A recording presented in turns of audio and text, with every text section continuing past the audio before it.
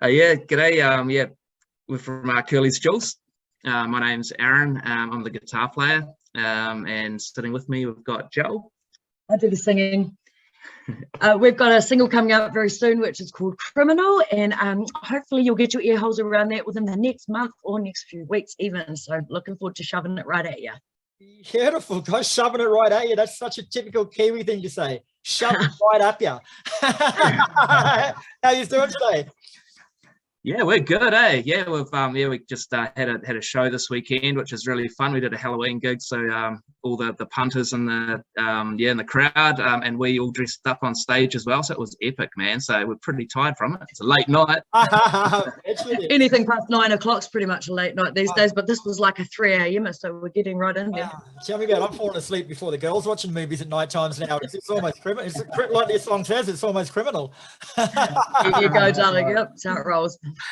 So on the subject of criminals, CURLYS Jules will be releasing your latest single Criminal on November the 11th, I believe. So tell us a bit about the song. Well, look, Criminal was recorded at whereabouts, the lab in Auckland. It came from Aaron and I usually do sort of the bones of a song, and then we throw it at the lads and they sprinkle their little magical bits on it, and then it becomes a song, you know. And so that started the same way. It's kind of all about people having their past stuff, and like we all do, we've got little bags of lovely stuff that we all carry around with us, and sometimes how that doesn't really get cleaned up the way it should before we keep carrying on with our lives. So that's kind of the jam, but you know, it's metaphorical, darling. You can take what you like from it. But to tell us a bit about the song from a musical point of view, and tell us, like, what were you going for musically with it, and did you achieve it?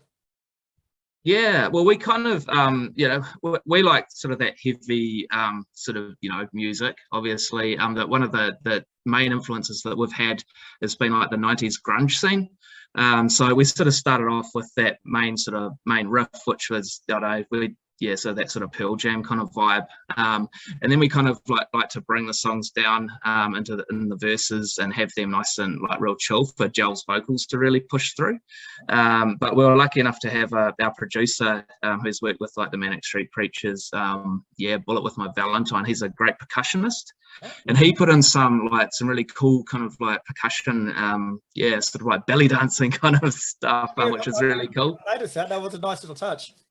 Yeah, and sort of just, and he helps us just to craft this song, and but at the end of the day, we just whatever comes out.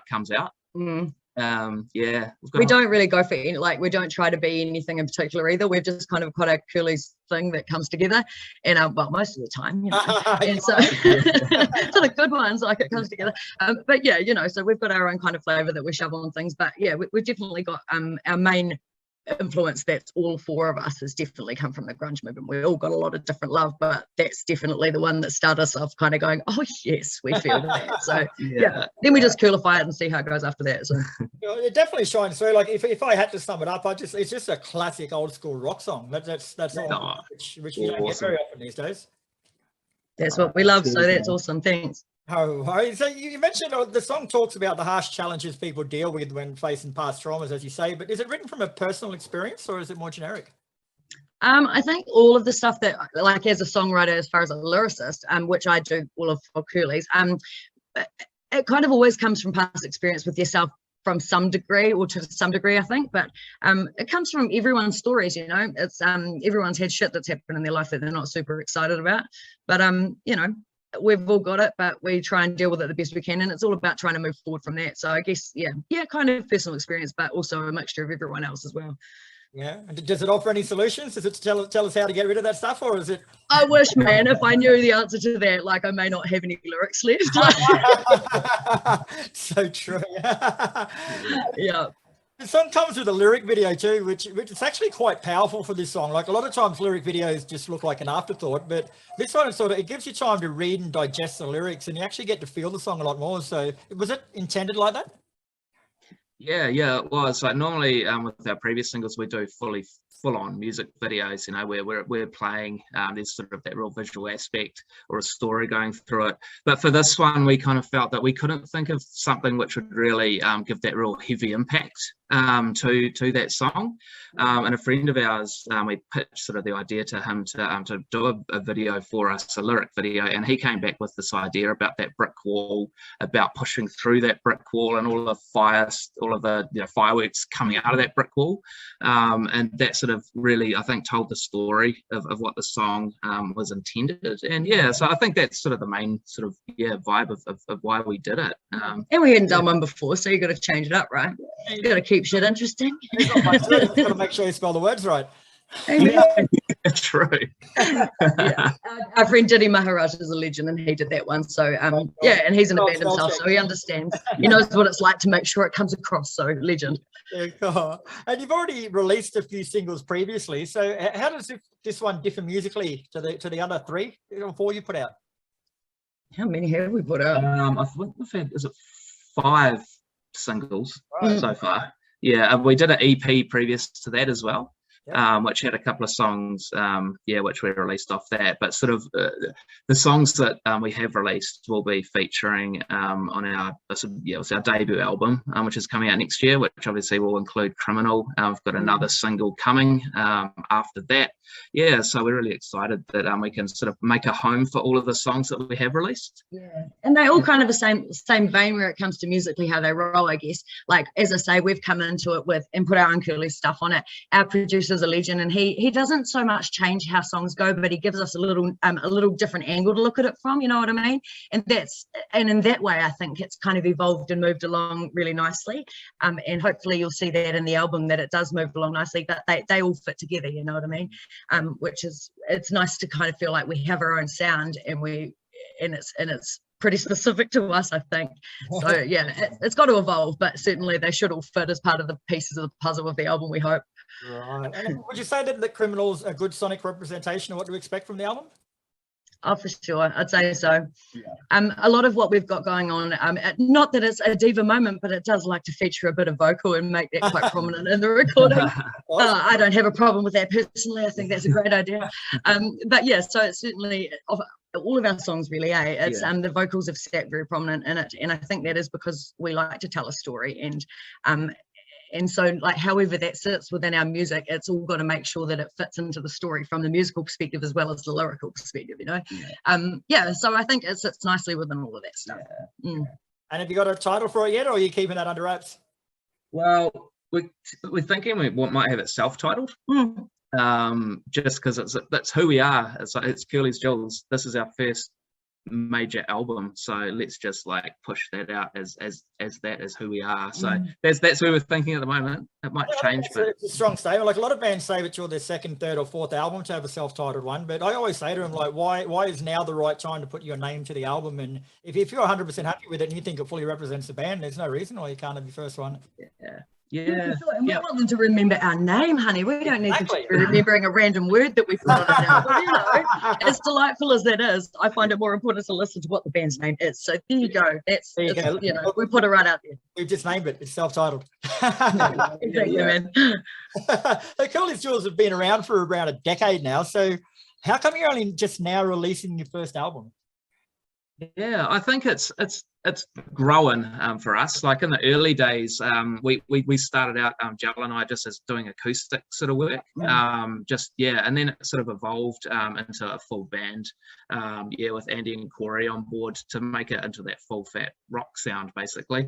And I think a lot of the reason why we haven't done a full album has come down to financial sort of things as well. Like, we thought, hey, let's make sure that our singles are up to top notch quality, and then we can really push those out, and sort of get a good sort of indication of what the fans really want from us, rather than going full into an album early and it's like, well, it's not really kind of the vibe that we want and what fans want to hear. So and I think that's from my perspective anyway. Totally. Unfortunately, it always comes down to monies, doesn't it? And we're not millionaires, but as Aaron just said, we want to make sure that what we put out there is absolute quality. We're kind of going quality over quantity, I guess, and so that's why it's nice to have a home for all of these bits and pieces, as long as they are up to that standard, and we won't let it be less, So we touched on your vocals before, mate, but I've got to ask, like, what is it with New Zealand bands and awesome female vocalists? Like, first there's Devil Skin, now there's you. Like, you just keep churning them out. Like, what's going on over there? Oh, darling, I'd love to say it's in the water, but it's probably not. Yeah, it's still very much being part of the minority as a female rock singer, which is a bit of a shame, really, because I'm pretty sure there's a lot of singers out there who could definitely crank some mad rock music, but they're in different genres a lot of the time, you know. So yeah, as much, I mean, it's nice to kind of stand out for that reason, but at the same time, it would be nice to see a lot more people repping for the rock music. But hey, I'll take it, mate. I'll take it. Why not? Jenny will take it from Devil's Skin. Like, yeah, no, it's all good, eh? It's all good fun, and all the lads are well behaved and good, so it's all good. As long as you keep them in check. Hey, definitely, you know who's boss. You were the pants in that relationship. She just tells you what colour. Oh shit! And you've been able to start playing live again over there too. And you recently played a show with our good mates in Chaosis. So how was that? Oh, that was cool, man. That was our first sort of real big show that since lockdown over in New Zealand, and it was great to actually to play alongside that band. They're awesome. Yeah. Great stage production, really nice people as well, which I think surprising, eh? I think that you actually want them to be arseholes, so there's something you can dislike about them. Yeah. I know the truth. Yeah. But no, that honestly, that above all else, it does mean the world to us to meet really good people, and that is one thing we can certainly say about Chaosis. And they're flipping magnificent when you see them live. You know, like we played after them, didn't we? Yes. At that gig. We played after them. We were like, well, great. we have confidence we can put on a show, if you know what I'm saying. But man, we don't have a dog mask. That's pretty awkward. Yeah. An amazing laser light show. It was just like they've really put a great show together. Yeah. And the audience. First time I saw them here, I had a couple of mates with me, and like they're saying, "What are you doing here, Chris? You hate this music." I'm going, "I know, I normally do, but there's something about this that's all right." Yeah, totally. Yep. Yeah. Shit, and so what's the original music scene like over in New Zealand? Like, I see there's a few gigs going on there, but it looks like there's a lot of tribute bands playing at them, not original bands. Yeah, there are a lot of tribute bands. I think that's what a lot of people are sort of audiences are digesting over here now. But I think one cool thing that we notice here is that there is a mix on bills sometimes of original bands and tribute bands, and I think being able to sort of coexist is awesome, because people like to rock out, you know. At the end of the day, it's a gig. If we're playing music, and whatever music is playing, and if it's good quality music, then hey man, we're all for it. Exactly. But I guess, you know, for original bands, there are some really awesome bands over in New Zealand, and I know you mentioned Devil's Skin. I mean they've been amazing to us as well. As a band, they're really nice people. Honeys, yeah.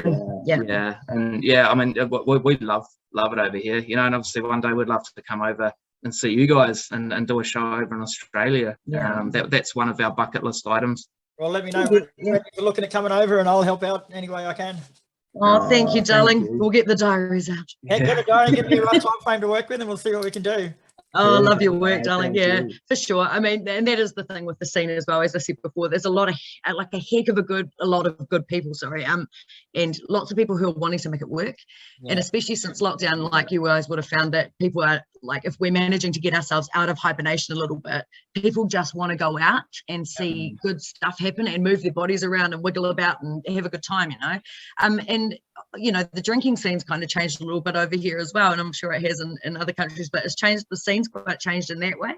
So you get a lot of people wanting to come out to an earlier show these days, which is fine by me, darling. I'm hearing it. Yeah, absolutely. So you know, we're finding that a lot of the venues, which quite a lot unfortunately have gone since COVID, but the ones who have managed to stick around are kind of seeing how they can do things a bit differently, fit more shows into one night, or you know, make it work so things are a bit earlier to get people out the door and feeling like they're not going to have to go home after midnight. Goodness gracious, you know. But it all works, and it's just changing. You got to look at things, and things evolve, you know, and it'll keep evolving. But we've got to be part of it. So it's cool. You got to take it as it is. And what about the shows over there? You got anything coming up you want to tell people about? On the 12th of November. That's the sort of the day after I've released Criminal. We've got a show in Wellington with a band called Dead Favours, who are a really, really awesome New Zealand rock band. They're actually the current hard rock New Zealand Music Award holders. Okay. So they're awesome. And another band called Sea Mouse. So we're doing a big show there just to promote the single, and they're on tour. So it's part of their sort of vibe. So yeah, we've got that. And then we've got a big Christmas show at a place called Lovelands, Lovelands is like an underground rock venue in New Zealand, which we've been part of for years, and a great, awesome people, awesome bands play there. So we're just gonna dress up like Christmas elves. Sweet. I'm a professional Christmas elf as part of my side hustle, so I got plenty of stuff we can put on these guys. Side hustle. I like that. You got to have a side hustle. Yeah. All right, guys. Well, thanks very much for your time. It's been a pleasure. Criminal is out on November the 11th, and she's a bloody good song. I've heard. I have seen the video. The video is bloody good. Song's bloody good. Everything's bloody good. So. Oh, bloody good. Thank you.